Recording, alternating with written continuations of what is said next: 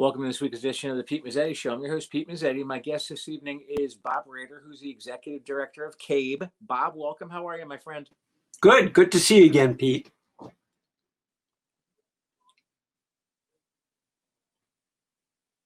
Hey, Bob, how are you? Good. How are you, Peter? I'm good, buddy. Good to see you. Good to see You my too. friend. It's been a while. Unfortunately, we're doing this virtually, but we would much rather be doing this in person. But because of what's going on with the pandemic, this is the new normal for a while, I guess. Sure is. I hope today was the day actually that the inoculations start being distributed. So let's hope that it won't take too long before people in Connecticut feel much more safe, and that they take the inoculations as expected. Okay. So, Bob, how are the school districts handling with the pandemic and what's going on? Well, it's been very difficult for them. Obviously, as our positivity rate has climbed up again to about 6 or even 7, that's an indication that things are not great in the communities. Right. On the other hand, the school districts have done a great job. We still have no evidence that children spread the disease, and that's very good for us. I mean, it's very hard for parents, especially two-income parents who are either at work or at home, to work with their kids because they have to get their own work done. Right. So we're very glad when we can have school districts that are able to stay open, especially for the smaller kids, K to 6 or so. But it's been a very tough time. We know that there are concerns about whether we should stay open or whether we should close. I think those discussions are had in every community in Connecticut. Right. And I do know that superintendents and boards of education are looking at the science and the facts to try to make the best decisions based on the health and safety of not only the children in the schools, but certainly the staff and community members who might be in the schools. Absolutely. And Bob, tell me a little bit about with what's going on with CABE and your members, and how especially they're acclimating to what's going on during the COVID. Well, our members, both board members and superintendents, have done a really good job there. It has been a very hard, very stressful time, but they seem to be pulling together very well. We know that this has been especially hard on superintendents since they were asked to make the decisions and keep making the decisions on whether we're hybrid or in person or remote. Certainly parents can also decide to keep their children remote.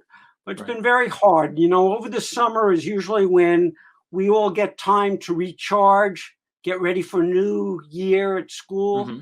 And this summer, there wasn't a lot of that for superintendents in particular. So I always mention how thankful we are that they're doing the best they can do under extreme circumstances. And I hope they're getting to relax a little, and perhaps they'll be able to do that over the holiday vacations coming up. Board members also are pulled in a lot of directions because their communities are sort of pulling in different directions. There are always those out there who want to go to full remote. There are also those who are working on other ways of handling things. School boards have to start working with their boards. School boards have to start working with their superintendents and their staff on budget issues. And that's where they have usually, where they are usually at the beginning of December. Right. And we're still not sure at this point how much money will come from the federal government. We understand that there's still a lot of talk in Washington about providing more money to the states. and especially for the school districts and others, small businesses, etc. But until they make a final decision, we're still all in a state of hoping for the best and preparing for the worst. Now, we talked about this at the top of the show, but let's talk about it again. The current Sure. state of where districts are during the COVID crisis. Well, the school districts across the state, depending on where they are either remote, in person, or hybrid. And hybrid means perhaps that the older children, not even children anymore, they're young adults, Right. are going into their schools, and the younger children are too. But in some districts where it's hybrid, not all the children are going to school.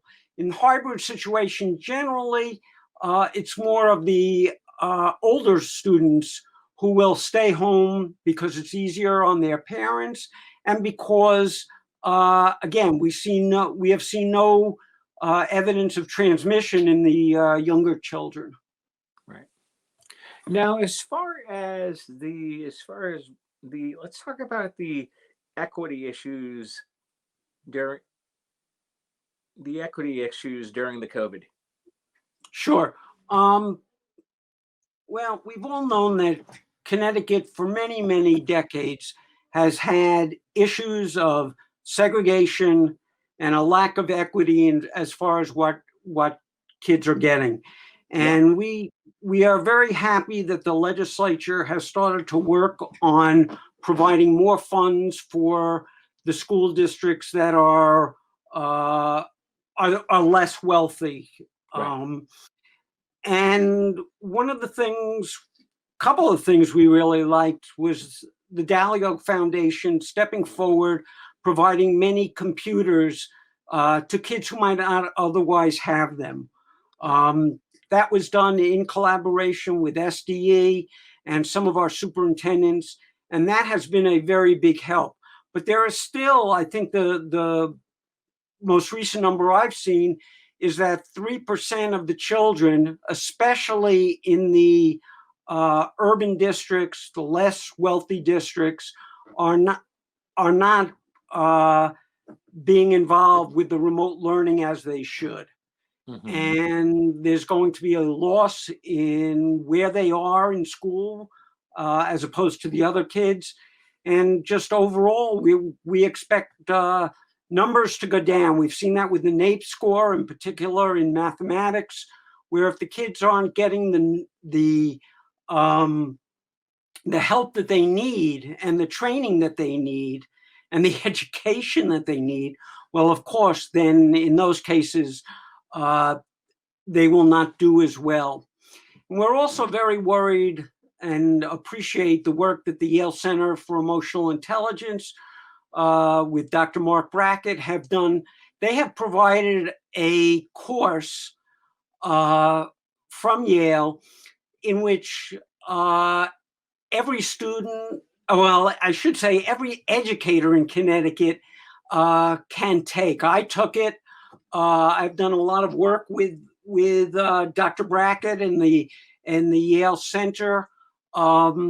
But it's also open for free for all educators, including school board members. And just the other day, I let school board members across the country know that this is available. At least their executive directors for the state associations know that it's available. It's an excellent course. It's a lot to think about. But we know that kids are going back to school, and even some of our teachers and other staff with tough social, emotional issues at this point.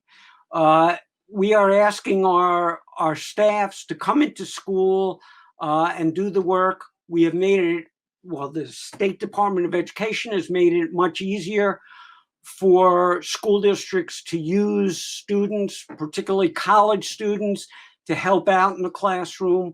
But it's been a very difficult situation for everybody. Obviously, in the spring, we knew much less about COVID. Right. We had no idea when there might be an inoculation. We're glad to see things are moving forward. Oh, But even absolutely. for teachers, for students, this has been a very, very difficult and stressful time. So I hope they take advantage of that course, especially educators. Absolutely. Absolutely. Now, how closely do you guys work with the Department of Education and the Education Commissioner? We work very closely with Commissioner. Um, we are on the phone with him at least once a week, sometimes two, three times a week, depending on what is going on. Uh, we have a lot of faith in the State Department of Education, the State Board of Education, and obviously Commissioner Cardona to do Hmm. the right things and specifically to keep focused on the health and safety of our children. But we talk to them a lot. There's a lot for all those groups on their plates. This is a situation that our districts have not had to deal with since the last time there was a great epidemic, and that was in the early 1900s. And even then, some of the issues that we see now, mask wearing, social distancing, etc., have continued to be the best ways to make sure that the virus is not spread. And we know every Tuesday morning at 8 o'clock, the State Department of Health, as well as the Department of Education, do a webinar Okay. that is now getting close to 500 people. Very often they're superintendents, but also board members and others can get on that webinar, and you hear the latest. And I must say, Dr. Charlene Russell Tucker, as well as others from the State Department, as well as the Department of Health, have really provided a lot of information, a lot of good suggestions, and it's really been terrific. It's kind of nice to have so many people on, all hearing the same information at the same time, and we know that it's all fact-based and science-based. So that has been really helpful. Now, what have we learned during this time of the COVID? I guess we've learned a number of things. First of all, that our school districts are superb at being able to turn around from doing all in-person learning Hmm. to what we had in the end of the spring, which was all the schools closed and only doing remote learning. Yeah. Our teachers have gotten much better at it. Our boards of education have had to deal with this as well, and they have gotten much better. Superintendents have done a fabulous job. It is a very difficult situation, and we know how hard our teachers and our principals and our superintendents and our boards are working, and we just have hats off to them. They've turned a new way of learning around for many, many of our students. Not perfect. I mentioned a few minutes ago that there's about 3% average across the country, across the state, of students that are not getting what they need. And we're still very concerned about that. But certainly the districts have done a great job trying their best in these situations. We've learned as an association, which works with school boards across the state, Yeah. that they are very, very interested in the analysis and the information that we provide. We've been doing, since the beginning of the epidemic, we have been doing a what we call our board chair check-in and update series when things were very difficult through September, I believe. We are doing it every week. We now do it every 2 weeks. They are very interested in hearing the latest and what we can provide. And we've brought in a number of people, including Commissioner Cardona, the head of the Superintendents Association, Fran Rabinowitz. We have brought in Dr. Mark Brackett. We have brought in guidance counselors, as well as other people who can help frame it and keep a context for our board chairs in particular. And hopefully they go out and then provide information to the members of the boards and their communities in their areas. We know that's going on all the time. The importance of providing good, solid, factual information is very important. We try to do that with our board chairs, but we also send out information just about every day during the work week on information they may not otherwise have gotten from the State Department of Education or other sources. And we've learned how much boards really rely on us to provide networking opportunities so they can know what other districts in their surrounding communities and across the state are doing on these very tough issues. Now, can they tell when your teacher, when you're a student, can they tell how many students are supposed to be logged into classes? Or Yeah, they have a good idea of they? the students in each district. Now, there's great information on the State Department of Education website about Okay. what's happening across the state. You have to look a little for it. There is a COVID page, which provides a lot of other good information, and it just provides a context for these very difficult decisions that are being made. We know that in some cases, districts have had to go remote because the staff was either exposed or in some way needing to go into some kind of quarantine. But Right. like I said before, the State Department of Education has been very helpful to districts by providing the opportunity for college students who are learning to be teachers to go into classrooms and help out, especially when the teachers are remote. So it's been a very tough few months. Hopefully things will get better as we move toward the spring. We're still dealing, obviously, with the effect of Thanksgiving and too many people getting together, perhaps. But hopefully we've learned our lessons. School districts have learned their lessons. Teachers and school boards have all learned about how best to keep the COVID positivity rate down as much as possible. I've been on the phone even today with some of the other states around the country, and some of them will not even talk about going back to fully in person for this whole school year. In other words, they're talking about not even getting back until the beginning of the summer, if then. And their COVID positivity rates are much higher than that in Connecticut or New York. So it's still, we're still seeing issues across the country, and luckily Connecticut is doing well. Absolutely. And I actually know, because my brother and I've got family out in Minnesota, and they're all hybrid learning, and they're not in school out there. Yeah, well, knowing how important it is for students to be in school, not only for learning, but for Yes, their social emotional health. absolutely. I'm glad Connecticut is doing the best we can in this situation. Absolutely. Now, who is Fran Rabinowitz? Fran Rabinowitz is the executive director of the Connecticut Association of Public School Superintendents. Good friend of ours, certainly. She was, a few years ago, the Bridgeport superintendent. Okay.